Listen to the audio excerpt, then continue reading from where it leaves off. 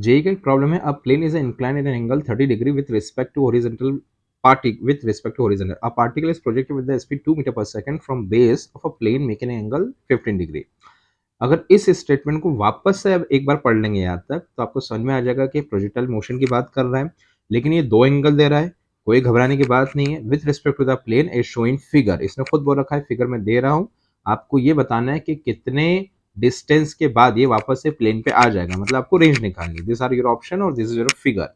अगर आप फिगर को ध्यान से देखें तो 30 डिग्री के इंक्लाइन प्लेन के ऊपर शायद कोई बंदा खड़ा हुआ है जिसने 15 डिग्री का एंगल बना के पार्टिकल को प्रोजेक्ट करा है, मतलब प्रोजेक्टाइल मोशन होगा।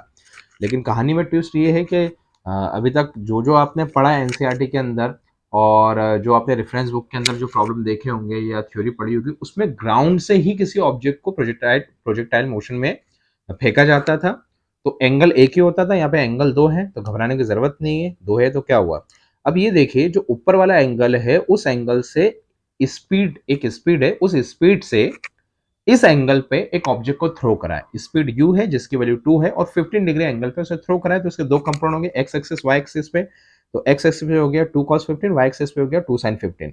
अब जरा नीचे आते हैं 30 डिग्री वाले एंगल पे, वो आपको काय के लिए दे रखा है, क्योंकि आप सरफेस के ऊपर है, मतलब ग्रेविटी एक्सेलरेशन आप पे वर्क कर रहा है, लेकिन आप सरफेस से 30 डिग्री एंगल के ऊपर है। इसका मतलब जो ग्रेविटी एक्सेलरेशन है उसके दो कंपोनेंट होंगे, एक एक्स एक्सिस पे और एक आपकी वाई एक्सिस पे। वाई एक्सिस पे हो गया जी sin 30, एक्स एक्सिस पे हो गया जी cos 30। अब सिंपल से काम करें, डिस्टेंस निकालना, मोशन का फॉर्मूला ले लीजिए, S is equal to U T plus half at square. S का मतलब आपका डिस्टेंस हो गया, ठीक है, ये आपको फाइंड करना है।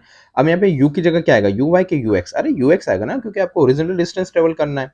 तो यू एक्स वैल्यू आ जाएगी, टी का मतलब टाइम ऑफ फ्लाइट, क्योंकि जब ये थ्रो करा गया था तो ये पूरा हवा में रहा है, तो कुछ टाइम बिताने के बाद ही तो नीचे गिरेगा, तो वो टाइम भी तो कंसिडर करना पड़ेगा। तो ये हो गया आपका टाइम ऑफ फ्लाइट। इसका एक रिलेशन होता है प्लस का हाफ ए, क्योंकि आप सरफेस के ऊपर जा रहे हैं इसलिए एक्सेलरेशन आपका हो जाएगा माइनस का जी। अब यहाँ पे एक्स आएगा कि वाई आएगा, चूंकि आप सरफेस पे आ रहे हैं, सरफेस पे गिर रहे हैं, तो यहाँ पे जी एक्स मतलब ग्रेविटी का एक्स कंपोनेंट आएगा, और टी का मतलब तो टाइम ऑफ फ्लाइट है, इसका स्क्वायर। प्लस माइनस क्या हो गया, माइनस हो गया। अब सिंपल से मैंने वैल्यू पुट कर दी, यू एक्स की मैंने वैल्यू पुट कर दी, यू साइन 2 साइन 15, और जी एक्स की मैंने वैल्यू पुट कर दी जी कॉस 30। देखो यहाँ पे निकालिए, ये रहा यू एक्स, ये रहा आपका g cos 30। Okay, sorry u x में यहाँ पे आता है कॉस 15 आता है, मैंने साइन कर दिया, सॉरी। ये हो गया यू कॉस 15 और यहाँ पे हमने जी एक्स की वैल्यू पुट कर दी। ओके, ठीक है। चलिए अब टाइम ऑफ फ्लाइट की बारी है, ठीक है। टाइम ऑफ फ्लाइट बस ये वैल्यू निकाल लूंगा, थोड़ा सा कैलकुलेशन ज़्यादा है यहाँ पे, लेकिन है सिंपल। अब जे का प्रॉब्लम है, ये आपका टाइम ऑफ फ्लाइट है, बस इसकी वैल्यू निकाल लीजिए, पुट कर दीजिए। ये आंसर आपका मीटर में देगा, और एक मीटर में 100 सेंटीमीटर होते हैं आपके ऑप्शन सेंटीमीटर में, तो अप्रॉक्सीमेट आपका ये आंसर आ जाएगा। चलिए, टाइम ऑफ फ्लाइट का फॉर्मूला क्या होता है, 2u साइन थीटा अपॉन में जी। आपने टाइम ऑफ फ्लाइट का फॉर्मूला पढ़ा होगा, 2u साइन एंगल अपॉन में जी, ये रिलेशन पढ़ा होगा। यहाँ पे u की जगह क्या आएगा, चूंकि आप हवा के अंदर, टाइम ऑफ फ्लाइट क्या है, मतलब आप एयर में हैं, तो u की जगह आ जाएगा यू वाई, और ये वाला कंपोनेंट आएगा यू वाई का 2 साइन 15। तो देखिए ये लिखा होगा यहाँ पे, ये 2 आगे, आगे का 2 तो एज इट इज, u की जगह आपका यू वाई आएगा, तो यू वाई हो जाएगा आपका u साइन 15। ये क्यों मैंने y लिख रखा है यहाँ पे, ये हो जाएगा आपका u साइन 15 अपॉन में g। अब ये g कौन सा आने वाला है, क्योंकि आप गिरेंगे तो सरफेस पे ही ना, तो g cos 30। तो बस यहाँ पे हमने वैल्यू पुट करी है ये यू वाई की, यहाँ पे मैं यू वाई भी लिख देता हूँ फॉर्मूले के अंदर, यू वाई। तो ये आपका यू वाई है, और यू वाई का जो कंपोनेंट है वो बनता है 2 साइन 15। तो 2 as it is, U Y की जगह आपने रख दिया 2 साइन 15, और नीचे आपका कौन सा जी आएगा, जी वही वाला आएगा जिसकी वजह से आप नीचे आ रहे हैं, जी एक्स। तो जी एक्स की वैल्यू कितनी है, जी कॉस 30। अब देखिए ये एक टी की वैल्यू आ गई है, ये टी की वैल्यू उठा के यहाँ पे सब्स्टिट्यूट कर दीजिए, यहाँ पे सब्स्टिट्यूट कर दीजिए, सॉल्व करिए, थोड़ा सा कैलकुलेशन ज्यादा लेकिन आंसर निकलेगा। अब यहाँ पे साइन 15 आ रहा है, तो साइन 15 की वैल्यू कैसे निकाले, साइन 15 को मैं लिख सकता हूँ साइन ब्रैकेट में 45 माइनस 30। तो ये देखिए 45 माइनस 30 कितना हो जाएगा, 15। अब ये साइन ए माइनस बी का रिलेशन हो गया, क्या होता है साइन ए माइनस बी का relation, sine a into cos b minus cos a into sine b. सबकी वैल्यू पुट कर दीजिए, कर रखा है, सॉल्व करिए, आपका आंसर साइन 15 का ही आएगा। अगर याद है तो बहुत अच्छी बात है, वरना आप निकाल सकते हैं, ज़्यादा टाइम नहीं लगेगा। सॉल्व करने पे इसका आंसर अप्रॉक्सीमेट 20 आ जाएगा, मैंने सॉल्व करा है।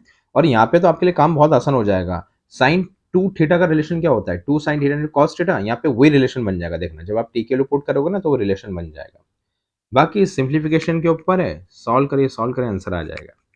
तो ये एक जे का प्रॉब्लम है, इसमें कैलकुलेशन इसलिए बढ़ रही है क्योंकि यहाँ पे 15 डिग्री दे रखा है। अब देखिए ये क्वेश्चन है, सेम ऐसा क्वेश्चन है आपकी जो स्पीड दे रखी है 2 मीटर पर सेकंड दे रखा है, जिससे आपने प्रोजेक्ट करा है, एंगल नीचे का 30 है, जो वेज है 30, इसके ऊपर जो बंदा चढ़ा और जिसने थ्रो करा वो भी 30 से करा है, तो आपके लिए यहाँ पे काम आसान हो जाएगा, क्योंकि साइन 30 कॉस 30 नॉर्मली सबको पता होते हैं। और इसके ऑप्शन ये है, आप ट्राई करिएगा, सेम प्रोसेस है, सेम कुछ नहीं करना है। यहाँ पे यूएक्स का कंपोनेंट, यहाँ पे यूएक्स आ जाएगा, एक ही जगह आपका माइनस का जीएक्स आ जाएगा, यूएक्स और जीएक्स यहाँ पे दे रखे हैं, ऐसे ही निकलेंगे, ये रहा यूएक्स, ये रहा आपका जीएक्स। बस T time of flight, time of flight निकालने में थोड़ा सा आप चतुराई बरतिएगा, क्योंकि आगे पहले से 2 होता है और यू की वैल्यू आपकी दे रखी है 2, और इसका कंपोनेंट हो जाएगा ये साइन वाला 2 साइन 15, क्योंकि यूआई निकालेंगे। ठीक है, बस नीचे जी की जगह तो जी एक्स से आएगा, इसको थोड़ा सिंप्लीफाई कर लेना। जब आप ये वाला प्रॉब्लम करेंगे तो यहाँ पे साइन 30 और कॉस 30 आ जाएगा, जो आपके लिए काफी इजी रहेगा टी निकालना। टी की वैल्यू डायरेक्ट पुट करेंगे तो इसका आंसर निकल जाएगा। थोड़ा यहाँ पे प्रॉब्लम है, क्योंकि यहाँ पे साइन 15 बन रहा है, तो साइन 15 की वैल्यू आपको ये पुट करनी पड़ेगी। आई होप ये आपको सोल्यूशन समझ में आए। Thank you.